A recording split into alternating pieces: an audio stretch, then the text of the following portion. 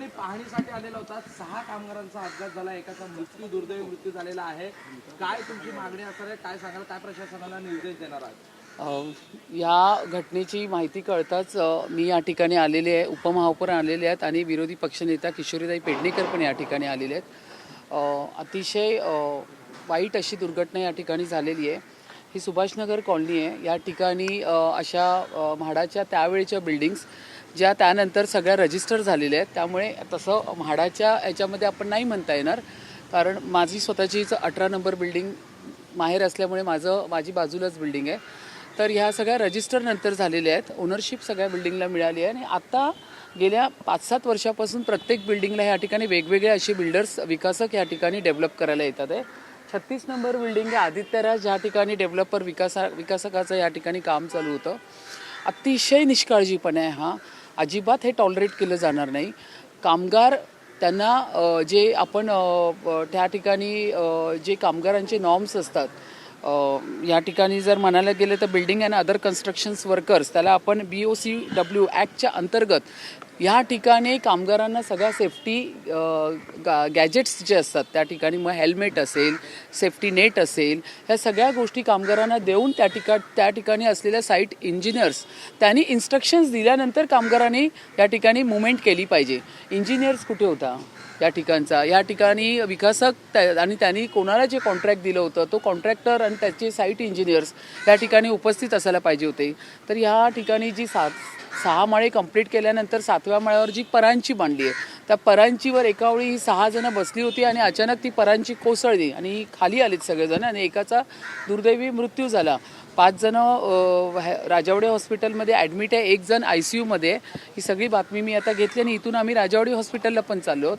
तर ही फार दुर्दैवी घटना आणि ह्याचं संपूर्ण हा विषय हा त्या विकासकावरती आणि ज्याला हे कंत्राट दिलेलं आहे त्याच्यावरती अगदी कडकपणे मनुष्यबळाचा या ठिकाणी मनुष्यवधाचा या ठिकाणी त्यांच्यावरती कारवाई झाली पाहिजे। IPS कलम 304 या ठिकाणी लागलं पाहिजे।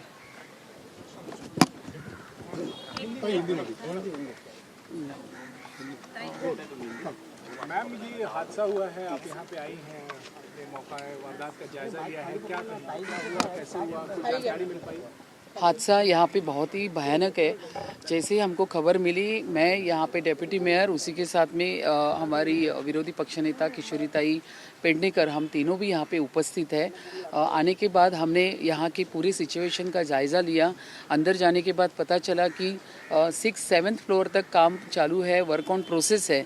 6 फ्लोर कंप्लीट होने के बाद 7वें माले के ऊपर जो परांची है, वो परांची के ऊपर वो 6 के 6 कामगार ऊपर गए थे काम करने के लिए, लेकिन उनको उस तरह से इंटीमेशन दिया जाना चाहिए था।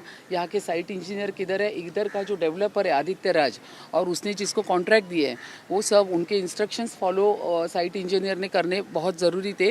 ये बहुत ही गंभीर दुर्घटना है। यहाँ पे 6 जन थे, जिसमें 1 जन एक्सपायर हुआ है, 1 जन ICU में एडमिट है और बाकी के जो 4 जन है वो एडमिट हैं। उनको देखने के लिए भी हम यहाँ से राजावड़ी जा रहे हैं।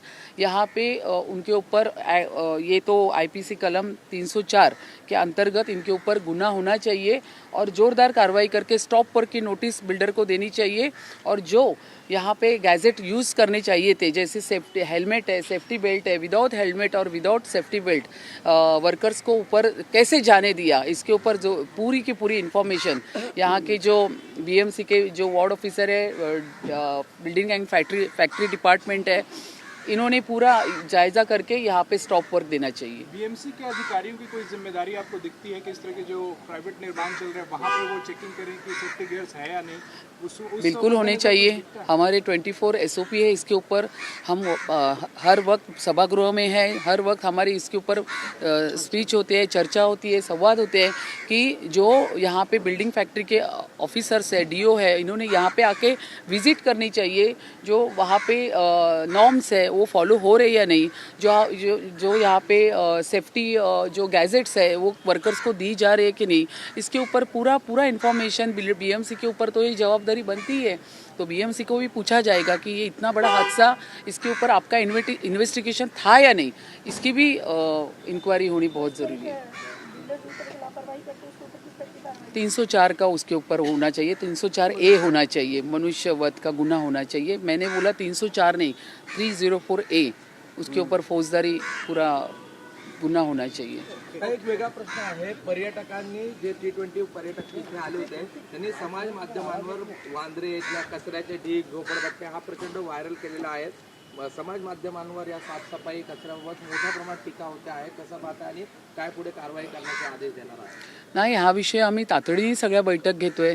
आता आपण स्वच्छ मुंबई अभियान 365 डेज आपण कार्यक्रम राबवतोय, त्याच्यामध्ये आपण नागरिकांचा सहभाग घेतोय, त्याच्यामध्ये आपण शाळा, कॉलेजेस आणि त्याचबरोबर नगरसेवकांचा पण सहभाग घेतोय आणि त्या माध्यमातून आपण मोठे मोठे उपक्रम हाती घेऊन त्याचे जर फोटो अपलोड करून आपण एक कॉम्पिटिटिव्ह स्पर्धा या ठिकाणी घेतोय।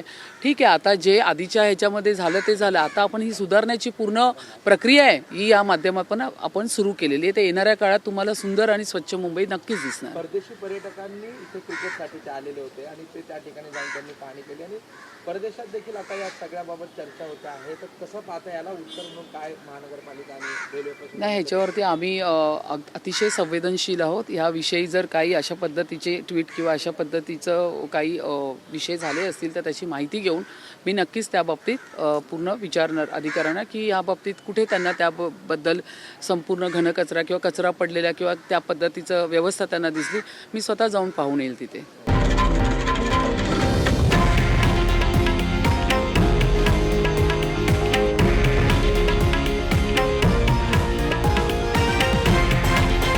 हे आहे देशातील नंबर 1 न्यूज नेटवर्क आणि आपण पाहत आहात TV9 मराठी, एकमेव।